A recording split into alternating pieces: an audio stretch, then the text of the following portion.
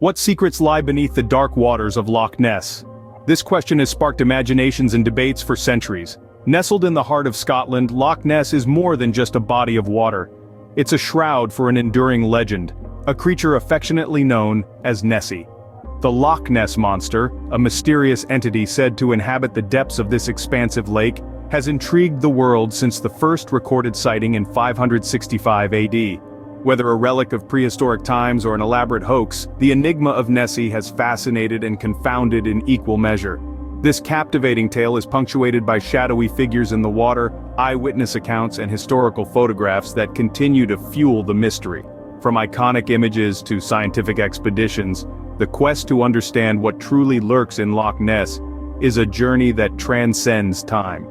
Dive with us into the depths of this mystery as we explore the legend of the Loch Ness Monster. The tale of the Loch Ness Monster begins over a millennium ago in the year 565 AD. This tale, as old as time, is steeped in mystery and intrigue. It was in this year in the heart of the Scottish Highlands that the legend was born. In the annals of history, the first recorded sighting of the Loch Ness Monster is attributed to none other than Saint Columba, a revered Irish missionary. As the story goes, Saint Columba was traveling through Scotland, spreading the word of Christianity, when he encountered local residents burying a man by the River Ness. The man, they said, had been attacked by a water beast while swimming. Unfazed by this tale of a fearsome creature, Saint Columba ordered one of his followers to swim across the river. As predicted, the beast emerged from the depths, ready to attack. But Saint Columba, displaying a faith as deep as the loch itself, made the sign of the cross and commanded the creature to retreat. In the face of such divine intervention, the monster complied, disappearing back into the murky waters from whence it came. This story, recorded by Saint Columba's biographer Saint Adomnan, has been the subject of much debate. Some see it as a literal encounter with a prehistoric beast, while others interpret it as a metaphorical battle between good and evil, faith and fear. Regardless of interpretation, the story has endured, weaving its way into the fabric of Scottish folklore. Fast forward to the 20th century, and the legend of the Loch Ness Monster continues to captivate imaginations worldwide. From grainy photographs to sonar images, the evidence, or lack thereof, has only fueled the mystery. Each new sighting, each piece of evidence, only adds another layer to this enigmatic narrative. This ancient encounter marked the beginning of a legend that would echo down the centuries. From the dark waters of Loch Ness, a story emerged, a story that continues to bewitch and beguile us to this day. It's a story of mystery, of fascination, of a monster lurking in the depths, a story as deep and as dark as the loch itself. Fast forward to the 20th century, a single photograph reignites the world's fascination with Loch Ness. In the year 1934, a photograph sent shockwaves around the globe, reigniting the world's fascination with the mysterious creature that allegedly lurked beneath the dark waters of Loch Ness. This photograph, taken by a respected British surgeon named Robert Kenneth Wilson, came to be known as the surgeon's photograph. It depicted what appeared to be a long neck and small head, rising out of the water, characteristics in line with many descriptions of Nessie. The photograph was published in the Daily Mail, a widely read British newspaper. Almost overnight, the image of the serpentine creature breaching the surface of Loch Ness was seared into the collective consciousness of the world. The surgeon's photograph became the most famous evidence of the Loch Ness Monster's existence, and it fueled a surge in interest and speculation that has continued to this day. But as the years passed, doubts began to surface. Critics pointed out the possibility of the photograph being a clever hoax, and the controversy around it grew. In the 1990s, an investigation by the Sunday Telegraph revealed that the photograph was indeed a fabrication. It was a model, made from a toy submarine and some plastic, crafted by a man named Christian Sperling, as a way to get back at the Daily Mail for a previous humiliation. The surgeon's photograph, once seen as definitive proof of Nessie's existence, was now viewed with skepticism. But even as the photograph's credibility crumbled, the legend of the Loch Ness Monster did not. The image had already made its mark, inspiring countless stories, movies, and even scientific expeditions.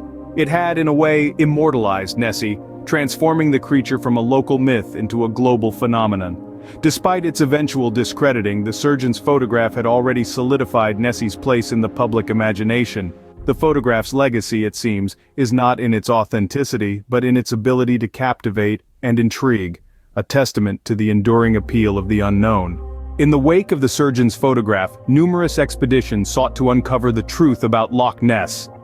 A surge of interest swept across the world as scientists and enthusiasts alike turned their attention to Scotland's most famous loch. The objective was clear: find undeniable evidence of the Loch Ness Monster, or Nessie as she's affectionately known. The first significant expedition took place in the 1960s, when a group of British researchers attempted to locate Nessie using sonar technology. Sonar, a system that uses sound waves to detect and locate objects underwater, was a groundbreaking tool at the time. The expedition yielded intriguing results. Unexplained readings and unidentified moving objects were recorded deep beneath the loch's surface.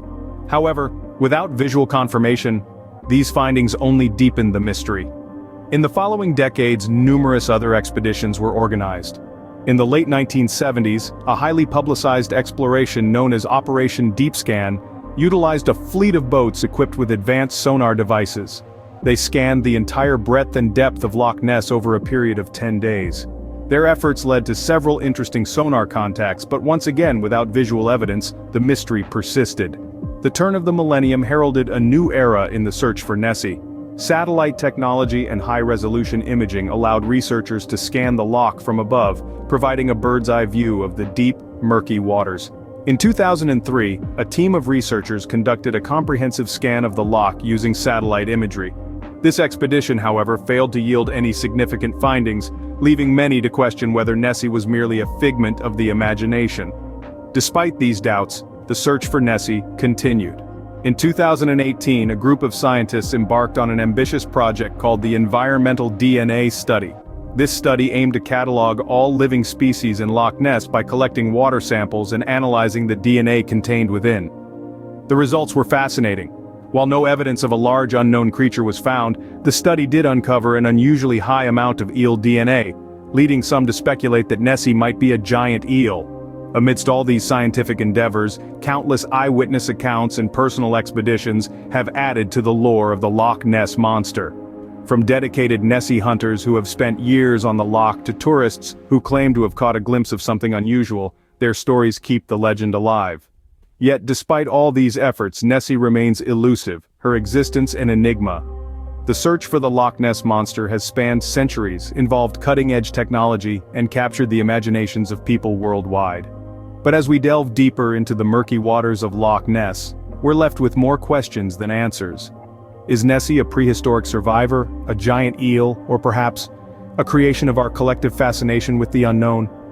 As the sun sets on the loch, we're reminded that some mysteries are destined to remain unsolved. Over the years, countless theories have sought to explain the phenomenon of the Loch Ness Monster. Some of these theories take a scientific approach, suggesting that Nessie could be a relic from the age of dinosaurs.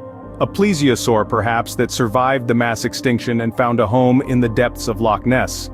Others propose that Nessie could be a large sturgeon or catfish, known for their elongated bodies and ability to grow to enormous sizes.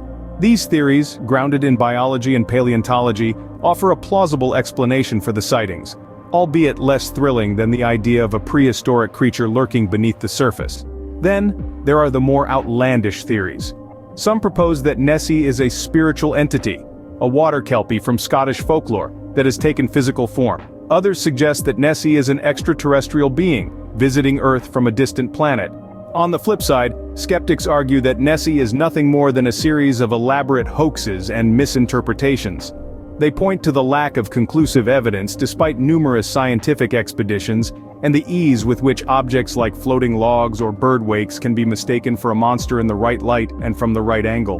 Whether prehistoric survivor or elaborate hoax, the truth about Nessie continues to captivate us.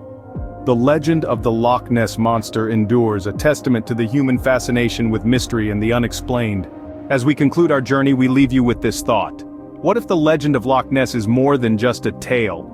Could Nessie be a prehistoric survivor, or is it all an elaborate ruse? Is it possible that the science of today is yet to catch up with the mysteries of the past? Or is Nessie simply a symbol of our age-old fascination with the unknown? In the end, perhaps the allure of Loch Ness lies not in the answers but in the mystery itself.